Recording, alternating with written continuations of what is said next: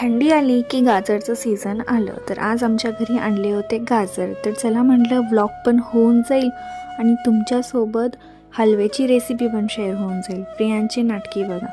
सगळ्यात जास्त काम लागतं गाजरचा हलवा बनवण्यासाठी, गाजर खिसण्याचं काम. खूप वेळ जातो त्याच्यामध्ये, 1 तास तरी जातोच. गाजर खिसून झालं की त्याला एक कढईमध्ये घेऊन 5 मिनटं हलवायचं. त्याच्यानंतर 4 चमचे तूप ॲड करायचं आहे. तूप ॲड करून झालं की त्याला हलवून दूध ॲड करायचं आहे आपल्याला. तुमचं जेवढं गाजर आहे त्याच्या ह्यानं तुम्ही दूध ॲड करू शकता. तुम्ही कसं बनवता मला सांगा. आमच्या घरी तर असंच बनवतात. माव्यासोबत पण बनवतात, पण आम्ही दुधामध्ये बनवलं आहे. ते सगळं घालून झालं की आपल्याला काजू आणि किसमिस पण ॲड करायचे आहेत.